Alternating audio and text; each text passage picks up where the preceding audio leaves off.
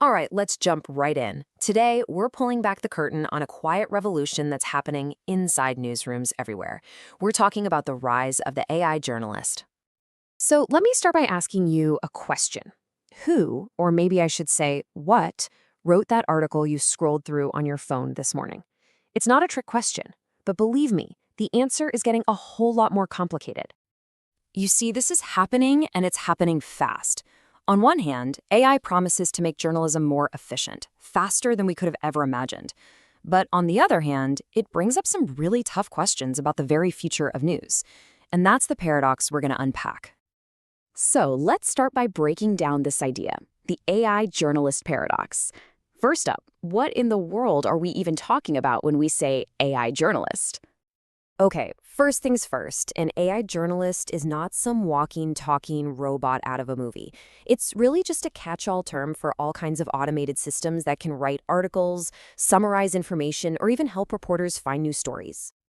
And these systems come in a few different flavors. You've got your template-based bots, which are perfect for really structured data, things like sports scores or company earnings reports. Then you have the really powerful generative models that can draft entire articles. You've also got aggregation engines, which are basically story curators.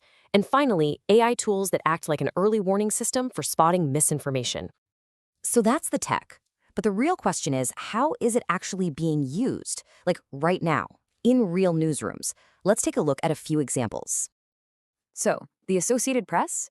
They were way ahead of the curve on this. They started using AI to automatically generate thousands of quarterly earnings reports. Think about that. A super repetitive, data-heavy task. This move freed up their human journalists to go do what they do best, deep, investigative reporting. And then you have the Washington Post. They developed a tool called Heliograph to crank out short, data-driven updates for things like the Olympics or election night. But here's the key. They didn't see it as a replacement. They called it a force multiplier, a tool to help their reporters see important trends in the data way faster than a human ever could. Reuters has also jumped in, building a whole suite of AI tools for things like creating transcripts or brainstorming story ideas.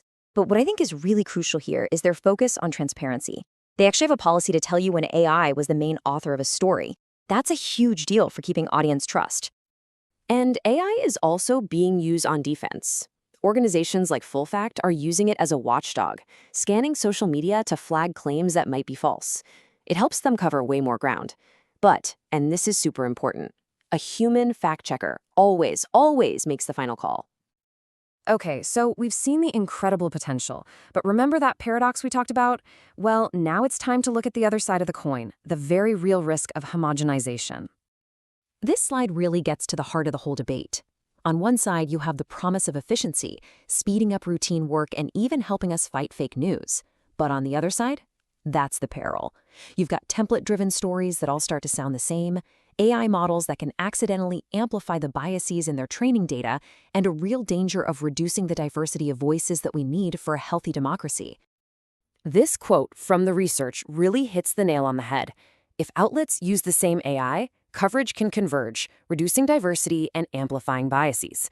In other words, if every newsroom starts using the same AI cookbook, all the news is going to start tasting the same. We lose all those different angles and unique voices.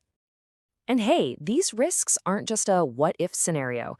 This stuff has already happened. We've seen cases where fully AI-written articles got published, errors and all, forcing the news outlet to issue a public retraction. It's a pretty stark example of what can go wrong when the speed of the machine outpaces human oversight. So it's a complicated picture, for sure, but it's definitely not a hopeless one. The real question is, how do we build a responsible, hybrid future for journalism? How do we actually get the best of both worlds? Well, the research points to a really clear 5-step roadmap. Number 1, always keep a human in the loop for that final check. 2, be totally upfront about it. Disclose when AI is being used. 3, use diverse data to train these models and constantly audit them for bias. 4, make sure you have robust provenance, which is just a fancy way of saying you can always trace the information back to its original source. And 5, invest in the human fact-checkers these tools are supposed to be helping. Ultimately, the biggest takeaway is this. The future isn't a battle of humans versus machines. That's the wrong way to think about it. It's all about finding the right partnership, the right workflow, so they can make each other better. I love this quote. It just sums up the whole argument so perfectly. Let algorithms handle scale, let humans handle nuance. Let the machines chew through the mountains of data and do the repetitive stuff, and let the humans handle what humans do best: context, ethics, and telling a compelling story. Which brings us right back to our first question, but now with a totally new perspective. Maybe the question isn't who writes the news anymore. Maybe the much more important question we should all be asking is this: how do we use these incredibly powerful new tools to build a better, smarter, and more trustworthy newsroom together? Thanks for watching.